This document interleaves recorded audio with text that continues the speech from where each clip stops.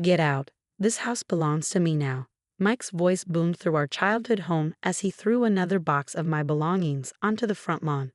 I stood there, watching 30 years of memories scatter across the grass like fallen leaves. My name is Emily Parker, and at 35, I was being evicted from my childhood home by my own brother. The house where we'd grown up, where our grandfather had raised us after our parents' accident, was now apparently his alone. "You can't do this, Mike," I said, keeping my voice steady despite the anger building inside me. "Grandpa left this house to both of us." He sneered, his face twisted with the same arrogance he'd worn since becoming a successful real estate agent. "Actually, I can. The deed's in my name now. Grandpa signed it over to me before he died. You were too busy with your nature conservation work to care about the family property anyway." I watched as he tossed my old photo albums onto the growing pile. 20 years of wildlife photography scattered across the lawn, pictures of endangered species I'd documented, of habitats I'd helped protect. Work that Grandpa had always supported, even if Mike dismissed it as a waste of time. "Besides," he continued, "I have plans for this place. The land alone is worth millions to developers. Time to tear down this old house and build something worthwhile." My heart stopped. Tear down the house? The beautiful Victorian home our grandfather had lovingly restored, the gardens he tended until his last days? I looked at the ancient oak tree where our tire swings still hung, remembering how Grandpa used to push us both, telling us stories about the land's history. "You know that's not what Grandpa wanted," I said, bending down to pick up a fallen photograph. It was one of the last pictures taken of Grandpa, standing proudly in front of his beloved rose garden. He wanted this place preserved. Mike laughed, the sound harsh and unfamiliar. When had my brother become this person? What Grandpa wanted doesn't matter anymore.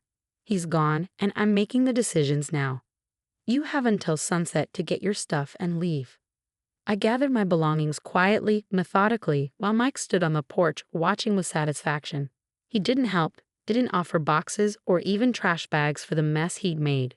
The brother who once helped me build fairy houses in the garden now couldn't even show basic human decency. As I packed my car, a memory surfaced, Grandpa's last Christmas with us, just 6 months ago. He'd been unusually insistent about showing me something in the basement, despite Mike's attempts to distract him with talk about property values and development opportunities. "The heart of this house isn't in the walls, Emmy," Grandpa had said, his weathered hand patting the old safe hidden behind years of storage. "It's in the truth we preserve." I hadn't understood then. I'd been too focused on documenting the migration patterns of endangered butterflies in the nearby forest. But now, watching Mike gloat from the porch of our childhood home, Grandpa's words took on new meaning. "You might want to check the basement safe before you start demolition." I called out, loading the last box into my car. Grandpa always said this house held more than just memories. Mike's smug expression faltered for just a moment. "What are you talking about? There's nothing in that old safe." "I already checked." I smiled, starting my car. "Did you check with the right combination? The one Grandpa used to sing to us when we were kids. The one about the butterflies and the ancient oak tree." The color drained from Mike's face. He'd always hated those nature songs, had always rushed inside when Grandpa started singing about the wildlife on our property. But I had listened, had learned every word, every number hidden in those simple verses. "You're lying," he called after me as I backed down the driveway. "You're just trying to save this worthless old house." I didn't respond, just waved as I drove away. Let him wonder. Let him worry. Grandpa had always said timing was everything, whether you were photographing an elusive species or revealing an uncomfortable truth. That night, as I settled into my small apartment, I pulled out my phone and sent a single text to the local historical society. "It's time. Check your email for Grandpa Parker's documentation." Then I waited, knowing that Mike's plans for our childhood home were about to hit an unexpected snag. Grandpa might be gone, but his legacy was about to make itself known in ways my brother never saw coming. 3 weeks after Mike kicked me out, I sat in my apartment reviewing the emails flooding my inbox. The Historical Society had been busy, and their findings were exactly what Grandpa had prepared me for. My phone buzzed, Mike's name flashing on the screen. I'd ignore his previous 15 calls, but this time I answered. "What did you do?" His voice was shaking with rage. "Some people from the Historical Society are here." They're talking about protected status and historical significance. They have documents, Emily. Documents with Grandpa's signature. I smiled, remembering the afternoon Grandpa had signed those papers. Oh, were they finally doing the inspection? Grandpa arranged that months ago. They're saying this house is part of the Underground Railroad, that there are preserved tunnels under the property. They're claiming it's a historical landmark. Mike's voice cracked. The development company is pulling out of the deal. Interesting. I replied calmly. Did you check the basement safe yet? The combination is in Grandpa's butterfly song, the one you never bothered to learn. The line went quiet for a moment. You knew about this all along, didn't you? While I was making plans, signing contracts, you knew. Grandpa tried to tell you many times, Mike, but you were too busy planning to tear down his life's work to listen. Did you know he spent 30 years documenting the house's history? That he worked with historians to verify every detail about its role in helping people escape to freedom? I heard something crash on his end of the line. This is ridiculous. I'll fight this. I'll contest the historical status. Good luck with that. Grandpa's documentation is thorough. He didn't just preserve the house, Mike. He preserved the truth. After hanging up, I pulled out the copy of the papers Grandpa had given me that last Christmas. The original documents were safely stored with the Historical Society, but I kept this copy as a reminder of his foresight. The next day, I drove past our childhood home to find it surrounded by historians and preservationists. They were examining the architecture, taking photographs, measuring the entrance to the underground tunnels. Mike stood on the porch, his face pale as he watched his development dreams crumble. One of the historians spotted me and waved.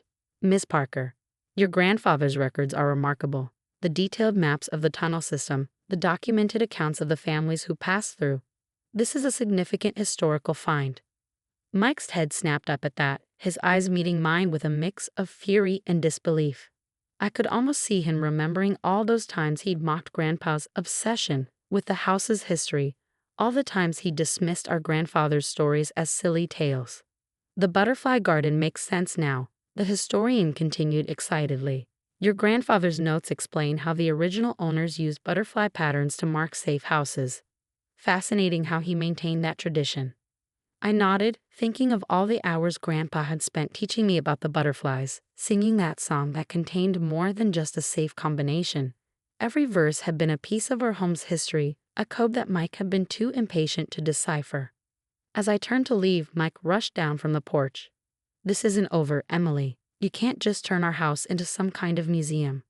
I didn't do anything, Mike. Grandpa did this. He protected his home long before you planned to destroy it. Maybe if you'd spent less time calculating property values and more time listening to his stories, you'd have known that. Looking at my brother's angry face, I felt a mixture of sadness and vindication. The house would be preserved now, protected from development just as Grandpa had wanted. His legacy wouldn't end with luxury condos and parking lots. You know what the irony is? I added, pausing at my car. If you bothered to check the safe, you'd have found that Grandpa left something for both of us. But I guess you'll never know what that was now.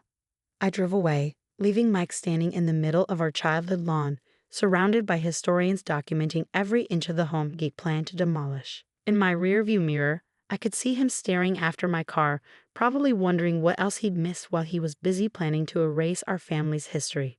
That evening, as I sat in my apartment looking through old family photos, I found my favorite picture of Grandpa in his butterfly garden. On the back, in his shaky handwriting, was a note I'd never noticed before. Sometimes the smallest creatures leave the biggest legacy. Keep watching, Emmy. Keep protecting what matters. I smiled, knowing that's exactly what I'd done. A month later, I stood in front of our childhood home, watching as workers carefully installed the historical landmark plaque. The Parker House. Established 1859, it read, followed by a brief description of its significance in the Underground Railroad.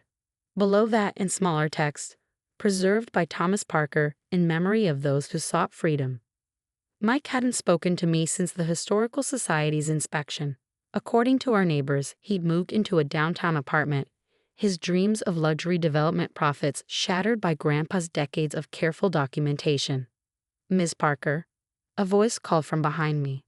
I turned to find Miss Thompson, the Historical Society's director, holding a familiar-looking metal box. We found this in the safe during our documentation process. Your grandfather left specific instructions that it should be opened only when both his grandchildren were present. I stared at the box, remembering Grandpa's knowing smile that last Christmas. Have you contacted my brother? She nodded. He's agreed to meet us here this afternoon. Perhaps you'd like to stay. 3 hours later, Mike's BMW pulled into the driveway. He looked different, tired, less polished than usual. The arrogant real estate agent facade had cracked, revealing something of my childhood brother underneath. Let's get this over with, he muttered, avoiding my eyes as we gathered in Grandpa's study. The room remained exactly as it had been, now protected as part of the historical site. Miss Thompson placed the box on Grandpa's old desk and stepped back. I'll give you two some privacy. The combination is in the butterfly song, I finished quietly. Mike's jaw tightened at the mention of it. Once we were alone, I began to sing softly, the way Grandpa had taught me. Monarchs in the garden high, 4 wings touching summer sky. Each verse contained numbers, hidden in plain sight all these years. The safe clicked open. Inside, we found 2 envelopes and a smaller wooden box. The first envelope contained a letter in Grandpa's handwriting. My dear Emily and Michael, if you're reading this, then the house's true history has been revealed. Emily, you understood what needed protecting, not just the buildings and butterflies, but the stories and sacrifices made within these walls. Michael, you saw the financial value, but missed the true worth of our family's legacy. But this house was never meant to divide you. It was meant to teach you both something about preservation, of history, of family, and of what matters most. Love, Grandpa. Mike's hands trembled as he opened the second envelope. Inside were 2 sets of documents, property deeds for land adjacent to the house, 1 in each of our names.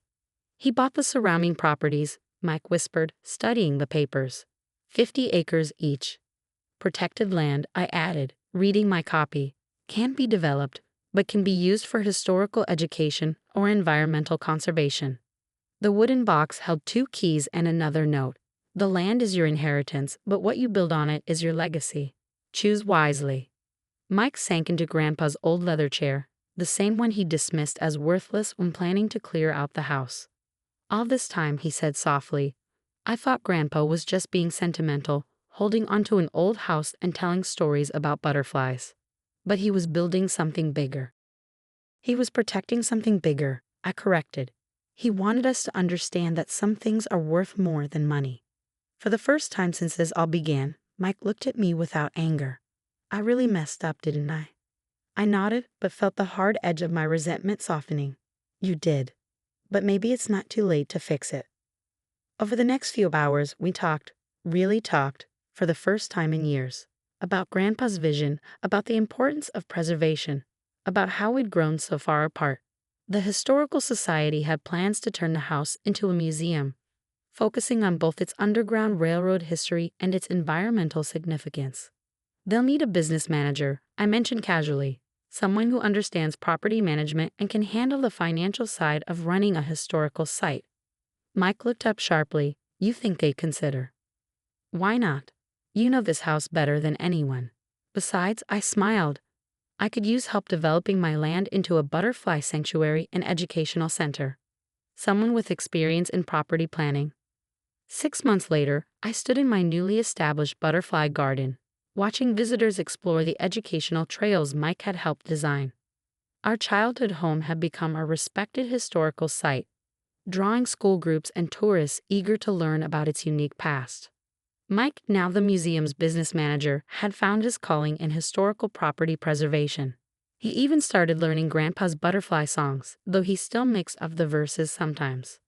Looking at the restored Parker House, with its fresh paint and carefully preserved gardens, I thought about legacy, not just of buildings and land, but of lessons learned and bridges rebuilt. Grandpa had known all along that the house would either divide or unite us. In the end, it had done both, broken us apart, only to bring us back together, stronger than before.